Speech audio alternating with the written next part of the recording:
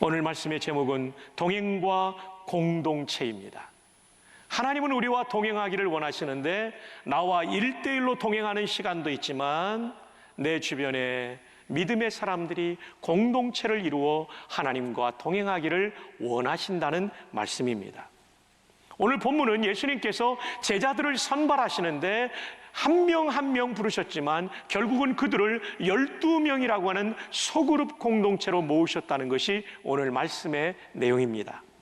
자, 마가복음 3장 14절을 보면 이에 몇 명을 세우셨다고요? 12를 세우셨습니다. 한 명이 아니라 3명이 아니라 12명을 세우셨다라고 말합니다. 왜 12명일까요? 이에 대하여 윌리엄 레인이라는 신학자는 이렇게 해석을 했습니다. 12이라는 숫자는 분명한 구속사적 의미를 가지고 있다. 구속사는 구원 역사라는 얘기죠. 12제자는 이스라엘의 12지파를 새로운 형태로 대표한다. 여러분, 구약의 이스라엘은 12지파로 구성되어 있었습니다. 근데 이 구약의 이스라엘은 하나님의 뜻을 이루지 못했죠. 열방의 모든 민족과 나라의 보기대로 하였건만 잘못된 선민의식에 빠져 자기들만의 구원에 빠져 있었던 것이죠. 그래서 하나님은 새 이스라엘을 세우기를 원하셨죠. 이것이 예수님 오시고 십자가에 죽으시고 부활하시고 승천하신 다음에 세워진 교회가 새 이스라엘이 되는 거죠. 구약 이스라엘에 12지파가 있었던 것처럼 신약 이스라엘, 새 이스라엘은 12제자가 있는 것입니다. 이 숫자를 통하여 신약의 새 이스라엘인 교회가 구약의 연장선상에 있다는 것을 보여주는 것이며 동시에 구약의 언약의 성취임을 12명의 제자를 세우심으로써 보여주신 것입니다. 이해가 되시면 아멘. 그래서 12명의 의미는 중요합니다. 자, 그런데 또 하나의 질문은 우리에게 이 질문이 떠오르죠. 그건 뭐냐면, 아니, 열방, 세상 모든 민족을 구원한다면 12명이 아니라 120명, 1200명, 12000명, 12만 명을 뽑아야지 왜 12명을 뽑으셨을까? 여기에 예수님의 전략이 숨겨 있는 거죠. 여기에 대하여 찰스 스윈돌 박사는 이렇게 말합니다. 예수님은 120명을 부르실 수 있었다. 12명 말고 120명 말이에요.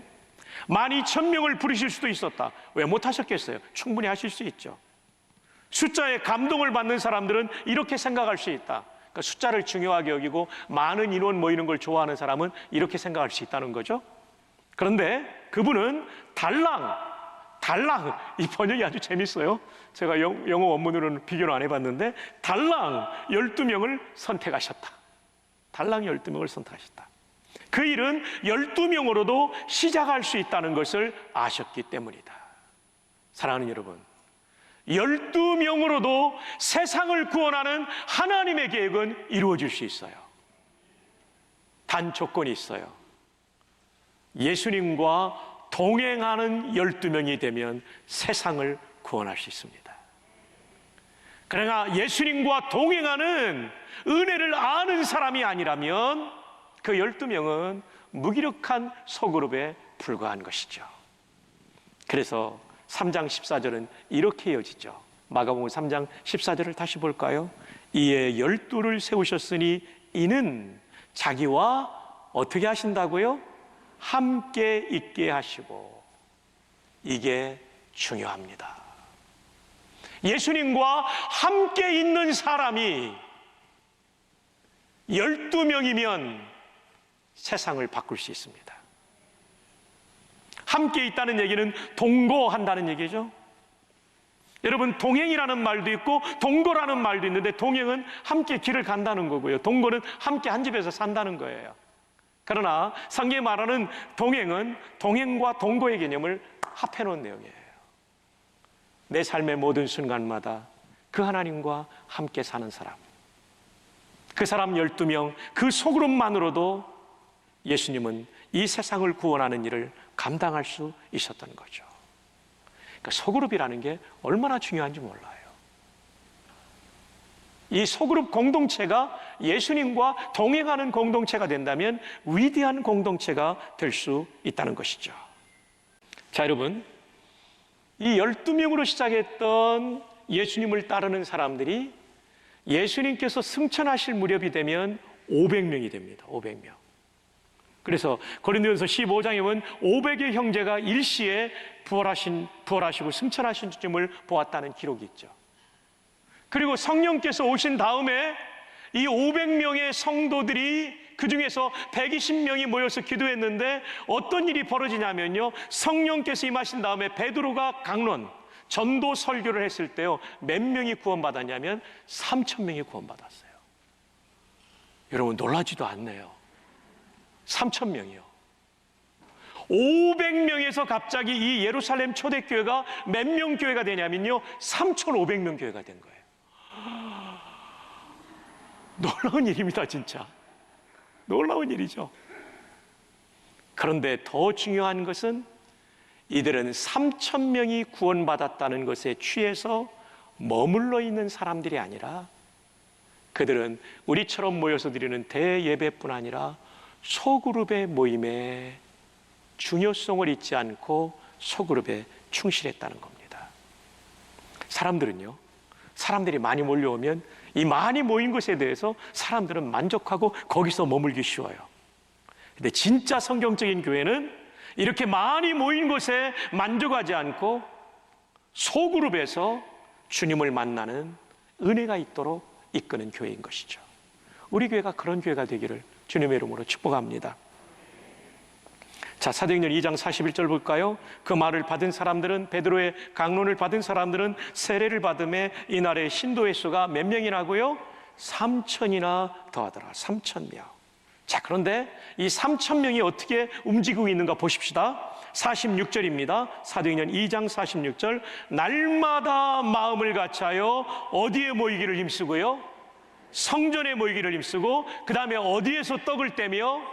집에서 떡을 떼며 기쁨과 순전한 마음으로 음식을 먹고, 성전에서의 모임과 집에서의 모임이 다 있다는 것입니다. 대그룹의 모임과 소그룹의 모임이 다 같이 있다는 것입니다. 3,000명이나 구원받았는데 열심히 3,000명, 3,500명, 또 나중에 5,000명이 또 구원받죠. 그래서 8,500명 교회됐다, 여기에 함몰되어 있지 않고 이들의 관심은 한 사람 한 사람이 소외되지 않는 소그룹을 만드는 데 있었다는 거죠. 오카노 목사님 명저인 평신도를 깨운다라는 책에 보면 그런 내용이 나와요. 소그룹이 얼마나 중요한지 읽어드립니다. 어디서나 사람들은 깊은 인간관계에 굶주리고 있다. 그들은 급변하고 비대해가는 세상에서 안정감과 소속감을 주는 관계를 필요로 하고 있다. 부전교회 왔을 때 내가 소속감을 느껴야 돼요. 안정감을 느껴야 돼요. 이것은 공동체 예배가 어느 정도 주지만 더 좋은 것은 소그룹이 살아야 돼요. 소그룹은 이제 나옵니다. 소그룹의 중요성. 수백, 수천의 군중 가운데서는 얻기가 불가능한 사랑과 인정을 갈구하는 인간의 깊은 요구를 채워줄 수가 있다. 옥 목사님이 인용한 책은요, 클라이드 레이드라는 분의 책인데 영어 제목을 한번 거기 보세요. Groups Alive. 소그룹들이 살아있다면 Church Alive. 교회가 살아난다는 번역입니다. 그렇습니다. 우리 부전교회가 좋은 교회지만 소그룹은 약해요. 우리 교회가 진정으로 alive, 살아있는 교회가 되기 위해서는 groups of alive, 소그룹들이 살아나야 된다는 거죠. 우리 교회는 계속해서 성장해 온 교회입니다만은 주님이 보실 때 안타까워하는 부분은 목장 모임이 약하다는 아쉬움이 있습니다. 이제 내년 90주년을 앞두고 우리가 더 성경적인 교회, 건강한 교회가 되기 위해서는 목장 모임이 건강해져야 되는데 그럴 수 있기를 바랍니다. 지난 주간에 제가 읽은 책은요, 우리말로 번역된 책인데요, 살아나는 교회예요. 근데 이 살아나는 교회라는 책을 보니까 원서의 이름은 살아나는 교회가 아니라 공세적인 교회예요. 영어로 scrappy라는 단어인데 저도 좀 생소한 단어라 사전을 찾고 알았는데 scrappy가 공세적인이라는 뜻이에요. 이 단어를 또 찾고 쓰는 분이 있는데 걱정하지 마십시오. 주보 이면에 제가 목회 칼럼을 써놨답니다. 자, 이 책을 제가 하룻밤에 쭉 읽었는데요. 두껍지 않은 책이니까요. 이 책의 내용은 세 가지예요. 교회가 침체에서 벗어나 살아나는 교회가 되려면 공세적인 교회가 돼야 된다. 적극적이어야 된다는 거죠. 수세적이면 안 된다는 거죠. 아주 공세적으로 적극적으로 해야 되는데 뭐를 해야 되는가? 세 가지 해야 된다고 합니다. 첫 번째는 뭐냐면요, 밖으로 넘쳐남을 해야 됩니다. 밖으로 넘쳐남이 뭐냐면요, 지역사회를 섬기는 봉사활동을 말하는 거예요. 밖으로 넘쳐남, 지역사회를 섬기는 봉사활동이에요. 근데 현재 하고 있는 봉사활동의 4배를 해야만 교회가 살아날 수 있다. 왜냐하면 대부분의 교회가 지역사회를 섬기는 일에 무관하고 세상과 담을 쌓고 살기 때문에 그 교회는 그 지역사회를 섬기면서 더 많은 사람을 구원하는 일이 열리는데 그 일이 안 된다는 거죠. 넘쳐남, 이것이 1번이에요. 지금 하는 것의 4배를 해야 된다. 몇 배요? 잘 듣고 있습니까? 몇 배요? 4배. 4배를 해야 된다는 거죠. 그 다음에 두 번째로 뭐냐면 환영 준비라는 것입니다.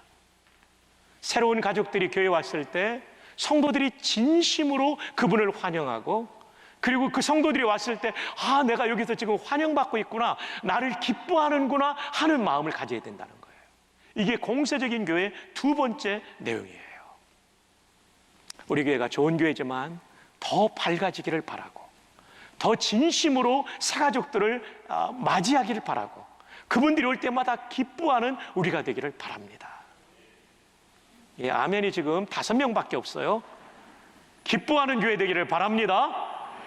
네, 성도들이 많다 보니까 여러분이 서먹해가지고 인사를 못할 수 있지만 모르는 사람은 무조건 인사하세요. 안녕하세요. 새로 오셨죠? 근데 알고 보니까 김명선 목사님 사모님일 수도 있어요. 그냥 부목사님들이 많다 보니까 부목사님 사모님이 새가족인 줄 알고 환영받던 시절이 우리에게 있었죠. 네, 어쨌든 환영 준비가 필요해요. 두 번째. 세 번째로 공세적인 교회는 어떤 교회냐면 이것이 오늘 본문과 관련이 있는 거예요. 뒷문을 막아야 된다는 거죠. 앞문으로 들어왔다가 뒷문으로 다 빠져나가면 하나님께서 새롭게 보내주신 성도들이 1, 2년 후에는 다 다른 곳으로 사라질 수 있다는 거죠. 그럼 어떻게 뒷문을 막느냐? 목장 모임이에요. 목장 모임이 잘 되면 거기서 믿음의 뿌리를 내리는 거죠. 오늘 말씀의 제목이 동행과 공동체예요. 주님과 동행할 때 나와 하나님이 1대1로도 동행하지만 소그룹으로도 동행하거든요.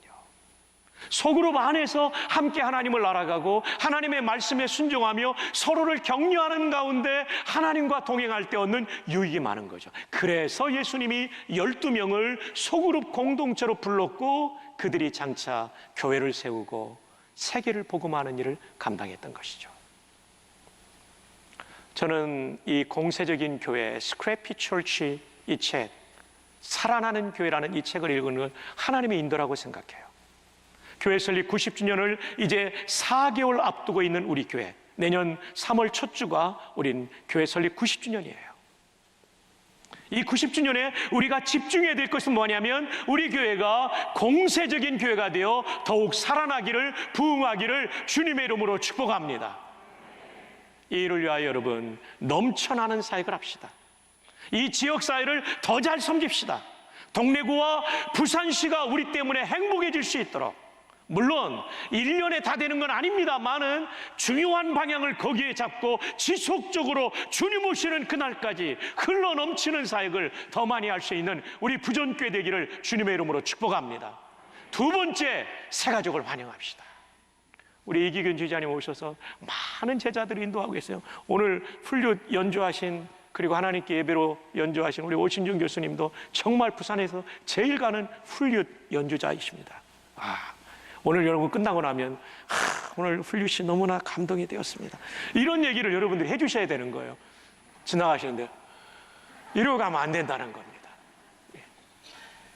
예를 들어서 오신정 우리 성도님을 얘기했지만 모든 오늘 처음 오신 분들이 여러분 계신데 그분들에게도 여러분들이, 그래서 우리 교회가 환영 준비가 된 교회, 그리고 오늘 본문의 말씀처럼 공동체를 이루어야 되는데 목장 모임에 최선을 다하는 교회.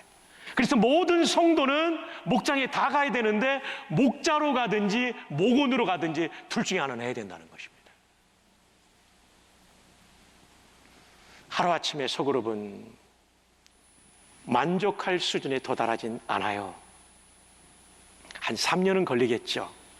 그러나 우리 모두가, 모든 교역자와 성도들이 소그룹의 소중함을 알고 목장에 전념한다면 하나님께서 한 3년쯤 지나면 우리 소그룹이, 건강한 소그룹이 지금도 더러 있지만 더 많이 일어나게 될 거예요. 그렇게 되기를 주님의 이름으로 축복합니다. 교구뿐만 아니라 청년 공동체의 소그룹도 건강하게 우리 최은주 목사님이, 김나인 목사님이 그동안 잘 세우셨고, 주일학교에 교사, 우리 선생님들이 이끈 소그룹, 제자들을 이끄는 그 그룹도 잘 이끌어질 거예요. 그래서 우리 교회 전체가 이런 건강한 교회가 될 수 있기를 주님의 이름으로 축복합니다. 그렇다면 교회 안에서의 좋은 소그룹은 어떤 공동체일까요? 어떤 공동체가 좋은 소그룹인가? 42절을 봅니다. 그들이 사도의 가르침을 받아 서로 교제하고 코이노니아하고 떡을 떼며 오로지 기도하기를 힘쓰니라. 좋은 소그룹은 첫 번째, 말씀 선포를 사도들에게 받는 거예요. 소그룹 멤버가 소그룹만 하고 주일 예배 안 나오면 안 돼요. 주일 예배 나와서 받고, 그 다음 두 번째, 선포된 말씀에 기초한 코이노니아, 교제가 있는 거죠. 세 번째, 애찬, 사랑의 식사, 아가페 밀이 있는 것이죠. 네 번째로는 오로지 기도하는 소그룹, 기도하는 공동체로서의 소그룹이 될 때 이것은 초대 예루살렘교회가 우리에게 보여준 아주 건강한 소그룹의 내용이 되는 것이죠. 자, 먼저 소그룹은 말씀에 기초한 소그룹이 되야 됩니다. 사도들이 선포한 말씀을 가지고 교제했던 것처럼 이 강단에서 선포된 말씀을 가지고 우리는 지금 목장 나눔을 하고 있지 않습니까? 이 선포된 말씀의 기초가 되어야 된다는 거죠. 여기에 대하여 그 유명한 F.F. 브루스 박사, 제가 좋아하는 신약성경학자죠. 그분은 이렇게 말합니다. 3,000명의 회심자들은 사도적 가르침을 바탕으로 이루어진 사도적 교제가 있는 독특한 공동체로 형성되었다. 여러분, 이 독특한이라는 영어 단어가 구별된다는 뜻이에요. Distinct community, 구별된 공동체. 맞습니다. 목장 모임은 세상의 개모임과 친교 모임과는 구별된 공동체가 되어야 돼요. 그 구별의 기준이 뭡니까? 사도적 가르침을 바탕으로 이루어진 사도적 교제죠. 설명이 좀 필요하죠? 사도들이 선포한 말씀을 가지고 그 말씀을 근거해서 교제했기 때문에 사도적 교제라고, The Apostolic Fellowship이라고 말했던 거죠. 맞습니다. 우리 목장 모임이 모여가지고 처음부터 끝까지 대선 판도의 길을 계속한다면 이건 목장 모임이 아닙니다. 모여가지고 처음부터 끝까지 부산 요즘 아파트 시세가 어디가 좋은지 논의했다면 이것은 더 이상 목장 모임이 아닙니다. 목장 모임에서 처음부터 끝까지 맛집 얘기로 끝났다면 그것은 목장 모임이 아닙니다. 목장 모임이 처음부터 끝까지 파마를 예쁘게 온 여집사님 때문에 그 미장원이 어디였냐고, 누가 제일 잘하느냐고 물어보고 있다면 역시 그것도 목장 모임이 아닙니다. 목장 모임은 선포된 말씀을 나누는 교제가 되어야 됩니다. 동의하시면 아멘. 거기에 생명이 있는 것입니다. 결국은 이 말씀을 내 영혼으로 받아들이고 받은 은혜를 가지고 형제 자매들과 나누게 될 때 그 목장이 하나님의 영이 역사하시는, 사람을 살리는 목장이 될 수 있는 거죠. 그리고 하나님과의 동행을 가능하게 하고, 그리고 많은 사람에게 만물을 충만케 하는 성도로서 그들에게 복음을 전할 뿐 아니라 사랑을 전하고 그들에게 도움을 주는 성도의 삶을 살 수 있도록 만들어주는 것입니다. 자, 여러분, 3,000명이 구원받고 그들은 소그룹으로 모이기 시작했다는 것입니다. 그리고 이들의 소그룹은 사도들이 전한 말씀을 중심으로 한 나눔이 있었다는 것입니다. 그리고 이어서 이들에게는 애찬이 있었어요. 아가페 밀이 있었어요. 그들은 식사하면서 마음이 열리죠. 이런 밥 먹으려면 입을 열어야 밥을 먹잖아요. 입을 열다 보면 마음이 열린답니다. 그래서 목장 모임에서는 밥 먹는 게 중요해요. 코로나 상황이 호전되면 꼭 여러분 밥을 먹어야 돼요. 밥을 먹어야 마음이 열리고 나눔이 잘 돼요. 그래서 목회는 먹회라는 말이 있지 않습니까? 목회가 잘 되려면 먹는 모임이 많아져야 돼요. 코로나 상황이 호전되면 여러분 뭐든지 드십시오. 그렇다고 또 술을 드시면 안 되고요. 목장 모임에서 담배를 또 피우셔도 안 되고, 건강한 음식들을 드십시오. 그러나 성찬을 차리라는 것이 아니라 소찬이지만 정성이 듬뿍 담긴 식사를 나눌 때, 그것이 반찬이 몇 가지가 아니더라도 카레와 김치 하나라도 정성이 담긴 것은 맛있잖아요. 또 우리가 못 먹어서 영양실조가 되는 시대도 아니기 때문에 지금은 서로 다이어트 하려고 하잖아요. 저도 좀 빼야 되는데 이게 잘 안 빠지네요. 그러므로 적게 그러나 정성이 담긴 식사를 함께 나누면서 성도의 교제가 아가페 밀, 애찬 가운데 있다는 것입니다. 마지막으로는 오로지 기도하기를 힘쓰는 소그룹이었습니다. 오로지 기도하기를 힘쓰는 소그룹. 여러분, 우리 인생 다 살면서 알잖아요. 내 힘으로 안 되는 게 얼마나 많아요. 하나님께서 도와주셔야 되잖아요. 제가 좋아하는 문구, When we work, we work. 우리가 일하면 우리만 일하지만 When we pray, God works. 우리가 기도하면 하나님이 일하신다. 할렐루야. 자, 이제 말씀을 맺고자 합니다. 코로나로 인해서 소그룹 모임이 많이 위축되었습니다. 모이지 못한 때가 오래 지났습니다. 주일학교 반모임도 그렇고 청년 공동체의 소그룹도 그렇고 교구의 소그룹도 그렇습니다. 그런데 이 소그룹은 신앙생활의 본질이며 예수님의 세상을 변화시키는 전략이기 때문에 반드시 이 소그룹은 살아나야 됩니다. 설립 90주년을 앞두고 우리가 집중해야 될 부분 중에 하나가 바로 이 소그룹의 부흥이라는 것을 여러분 기억하시고, 목자들께서는 더욱 열심히 우리 목원들을 섬겨주시고, 목원들은 목자와 함께 또 함께 이 목장을 좋은 목장으로 세워가기를 바랍니다. 저는 이번 코로나 중에도 최선을 다한 목자님들의 스토리를 들으면서 감사했어요. Y 집사님이라는 여집사님이 계신데 이분의 목원이 12명이에요. 12명을 한 번에 어떻게 만나요? 사회적 거리를 두고 또 인원 제한이 있어도 못 모이잖아요. 이분이 어떻게 하셨는지 아십니까? 세상에 2명, 3명씩 목장 모임을 한 거예요. 그 모임은 허락되니까. 식사는 안 하지만 일주일에 3번 내지 4번을 한 사람의 목자가 목원 전체를 만나기 위하여 서너 번의 목장 모임을 했다는 거예요. 와, 여러분 진짜 아무도 감동을 안 하시네요. 저는 이 얘기 듣고 너무 감동했어요. 와, 그런 목자님이 계세요. 그런가 하면 타종교에서 개종한 그 한 가족을 위해서 헌신해 오신 우리 김선옥 권사님, 에스더 찬양대 지휘자님이요. 김 권사님 요즘 몸이 약해지셔서 제 마음이 너무 아프고 기도하고 있는데요. 얼마나 귀하지. 오늘도 그분이 옆에 앉아서 같이 예배드리는 모습이 얼마나 귀하죠. 이제 그분의 아드님들까지도 세례를 받고 얼마나 감사하지. 여러분, 우리 교회 안에 이렇게 좋은 목자님들이 계십니다. 이런 아름다운 모델이 더 많은 목자들에게 모델이 될 수 있기를 바랍니다. 이제 90주년을 앞두고 우리 교회가 더 건강하고 좋은 교회가 되기 위하여 목장 모임의 부흥을 위하여 우리 모든 성도가 한 마음으로 협력할 수 있기를, 그래서 동행과 공동체 이 비밀을 더 알아가는 우리 모두가 될 수 있기를 주님의 이름으로 축복합니다.